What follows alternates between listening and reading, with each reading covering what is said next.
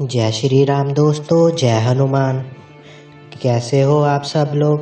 तो एक साधक ने मुझसे पूछा कि मुझे अनुभव होते थे गुरुजी, पहले मुझे अनुभव होते थे पर अब अनुभव बंद हो गए हैं। तो क्या कारण है जो मेरे अनुभव बंद हो गए हैं। मेरा पूजा करने को मन नहीं करता है, अजीब सा लगता है। क्योंकि पहले जो अनुभव होते थे तो मज़ा आता था, अब आनंद नहीं आता है। पर अब जो है वो ऐसा लगता है कि शायद मुझसे भगवान नाराज़ है, मुझसे बाबा हनुमान दादा नाराज़ है या माता रानी मुझसे नाराज़ है। मुझसे कोई गलती हो गई है, क्या करूं मैं, क्या करूं या ना करूं। तो आज मैं आपको बताऊंगा कि अनुभव होने बंद क्यों हो जाते हैं। ऐसे 8 कारण मैं आपको बताऊंगा जिन कारणों से अनुभव होने बंद हो जाते हैं। पहले आपको अनुभव होते थे पर वो अब अनुभव होने बंद हो गए हैं आपको। अधिकतर लोगों को ये पता नहीं था कि उनको अनुभव होने बंद क्यों हो गए हैं। फिर जो लोग हैं ना, वह पूजा पाठ छोड़ देते हैं या फिर वह अपने मन में वहम करके बैठ जाते हैं कि मेरा कुछ बंधन तो नहीं कर दिया, कहीं मेरे पर तंत्र तो नहीं कर दिया, कहीं मेरे शरीर के अंदर कोई तंत्र तो नहीं भेज दिया जिसके कारण मुझे अनुभव नहीं हो रहे हैं। फिर वह पूजा पाठ बंद कर देते हैं और फिर वह भक्तों के पास घूमते हैं, उल्टी चीज़ें बताते हैं और उनका सत्यानाश होना शुरू हो जाता है। वो सही ट्रैक पर चल रहे थे पर एक वहम है ना, जो उनको वहम ने गलत ट्रैक पे ला दिया। वीडियो को ध्यान से सुनिएगा वीडियो को ध्यान से सुनिएगा ताकि एक एक चीज़ जो बारीकी से आपको समझ में आए कि आखिर हमें जो अनुभव होते थे वह बंद क्यों हो गए हैं, उसके पीछे क्या कारण है। जब आप पूजा पाठ शुरू करते हैं तो ऐसे छोटे छोटे अनुभव होने शुरू हो जाते हैं आपको। विशेष रूप से जब आप जप करना शुरू करते हैं, किसी मंत्र को उठाते हैं, मंत्र चाहे कोई भी हो, ओम नमः शिवाय मंत्र हो, ठीक है, ओम हम हनुमते हूँ फट, ओम हम हनुमते रुद्रात्मकाय हूँ फट, ये मंत्र हो, ठीक है, कोई भी मंत्र है। जब आप उसका जप करना शुरू कर देते हैं तो उबासी आना, आँखों में आंसू आना, बड़ी बड़ी उबासियाँ आनी, ये चीज़ें आपके साथ होनी शुरू हो जाती है। तो जो ये दीपक में फूल बनना, दीपक की लौ का तीव्र होना, ये सब संकेत एक पॉजिटिव शक्ति का संकेत होते हैं, एक सकारात्मक शक्ति के संकेत होते हैं जो आपके पास आ रही है। कुछ समय तक ये अनुभव होते हैं आपको।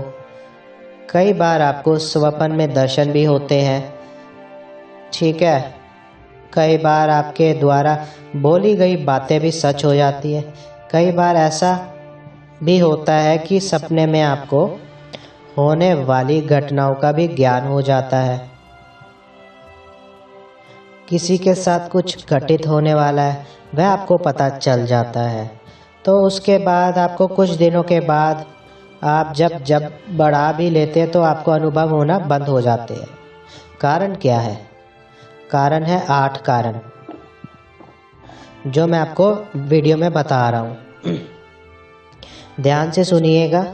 अगर पहली बार आए हैं वीडियो देखने के लिए तो चैनल को सब्सक्राइब कीजिए और वीडियो को लाइक कीजिए। चलो शुरू करते हैं। सबसे पहला जो है संकेत, जो सबसे पहला कारण होता है कि आपके जो अनुभव बंद हो जाते हैं, तो वो क्या होता है।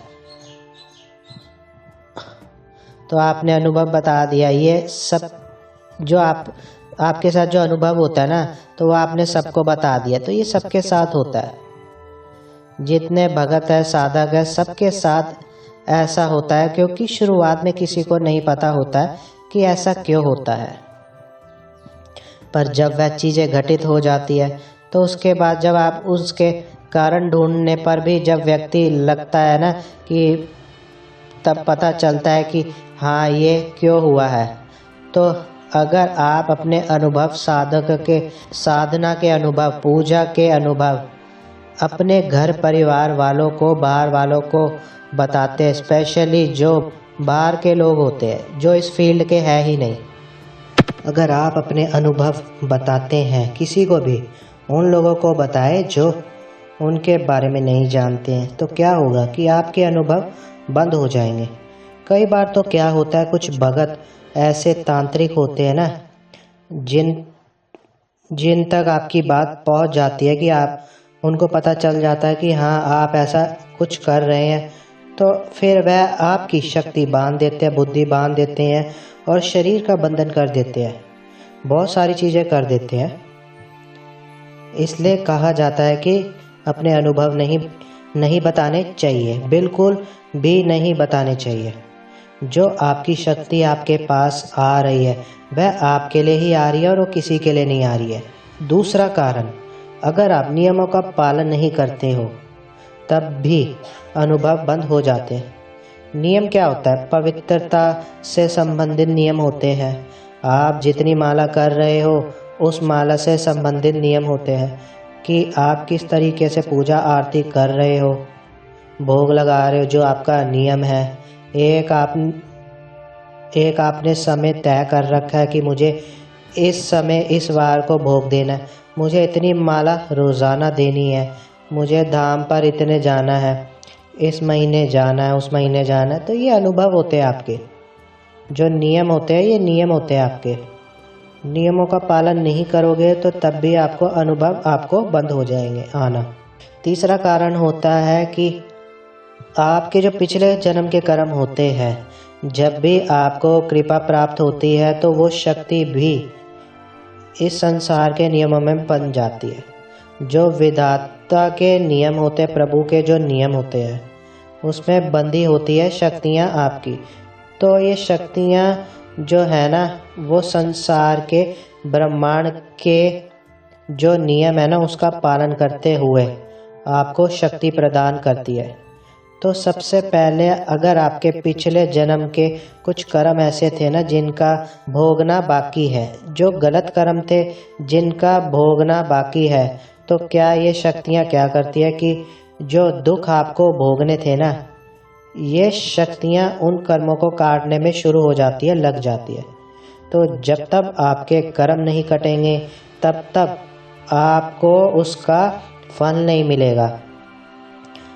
जो वो ऊर्जा जो आपने एकत्रित की है ना, इकट्ठी की है, वो ऊर्जा, अधिकतर ऊर्जा उसी में लग जाती है। किसमें? आपके जो पुराने कर्म होते हैं, पिछले जन्म के जो कर्म होते हैं, उन्हें ही को काटने में लग जाती है वह ऊर्जा। इसलिए शुरुआत में आपको अनुभव नहीं होते हैं। शुरुआत में आप काफ़ी वो जो है कितना जाप करते हैं, माला करते हैं, पर फिर भी आपको अनुभव नहीं होते हैं। तो इसी कारण से नहीं होते हैं क्योंकि जब तक वो नहीं कटेंगे आपके कर्म, तब तक आप पर कृपा नहीं मिलेगी। तो ये तीसरा कारण था। अब हम करेंगे चौथे कारण की बात। अगर आप मानसिक रूप से अपने दिमाग में गंदगी रखते हैं, मानसिक रूप से ब्रह्मचर्य का पालन नहीं करते हैं, किसी बहन बेटी के लिए उल्टी सीधी चीज़ सोचते हैं, तो भी आपके अनुभव बंद हो जाते हैं।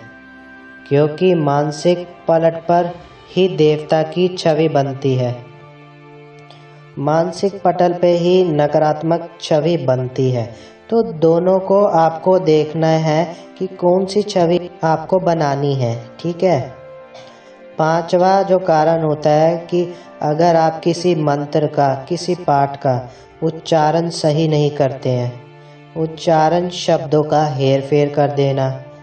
अगर कोई मंत्र है ओम नमः शिवाय, अगर आप उसे अच्छे तरीके से नहीं बोलते हैं, अब जैसे कई भगवान गणेश का मंत्र है ओम गणपते नमः, और अब जो है ना गण जो होता है ना उसको कई कहते हैं गम पड़ेंगे तो भी दिक्कत होगी।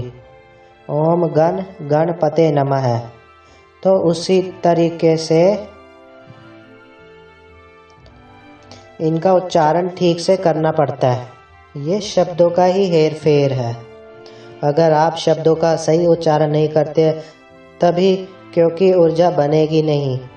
छठा कारण होता है वो नकारात्मक शक्ति अगर आपके शरीर में है तब भी आपको अनुभव नहीं होंगे। कई बार आपको गंदगी दिखाई देती है, ठीक है, गलत चीज़ें दिखाई देंगी, डरावनी चीज़ें दिखाई देंगी, ठीक है। अगर नेगेटिव शक्तियाँ आपके शरीर में, तो कई बार क्या होता है वो जो नेगेटिव शक्ति है ना आपके शरीर को अपवित्र कर देती है, जिसके कारण वो ऊर्जा आपको मिलनी चाहिए वो नहीं मिल पाती। कई बार नकारात्मक शक्तियाँ आपके जप को भी ग्रहण करती है, जिसके कारण आपको उसका कारण फल नहीं मिलता, ना अनुभव होता है। तो ये छठवीं चीज़ें और सातवीं चीज़ें हैं। अगर आप पवित्र नहीं रहते हैं, आप साफ सुथरे कपड़े, क्योंकि देखिए पवित्रता में एक साधक को क्या चाहिए, साधक को चाहिए कि वह जब भी नहा धोकर साफ सुथरे कपड़े पहने तो फिर उसके बाद आचमन करे और उसके बाद पूजा करे। उसके बाद अगर वो खाना खाता है तो वो कुल्ला वुल्ला करे, जिससे अपने हाथों को धोए और साफ सुथरा रखे। और यहाँ तक कि कई साधक तो ऐसे भी करते हैं कि खाना खाने के बाद भी आचमन करते हैं। तो शुद्धि के लिए, ठीक है ना, तो जितना आप कर सकते हैं उतना आप करने की कोशिश कीजिए, शुद्ध रहने की कोशिश कीजिए, पवित्र रहने की कोशिश कीजिए। आठवां जो कारण है वो लास्ट कारण है, अगर आप प्रसन्न नहीं है तब भी अनुभव नहीं होंगे आपको।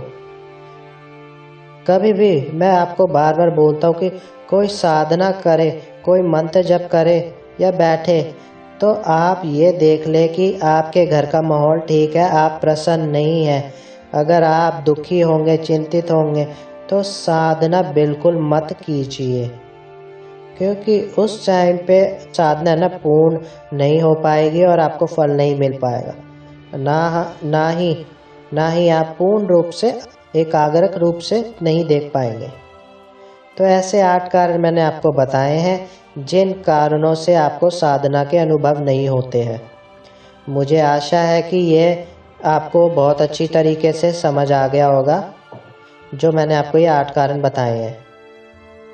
इन कारणों को देखिए, गौर कीजिए और उसके बाद आप देखिए कि अगर आप इन चीज़ों को हटा देंगे अपनी लाइफ से तो आपको अनुभव दोबारा शुरू हो जाएंगे और बाबा की कृपा, आपकी इष्ट की कृपा आपको मिलनी शुरू हो जाएगी।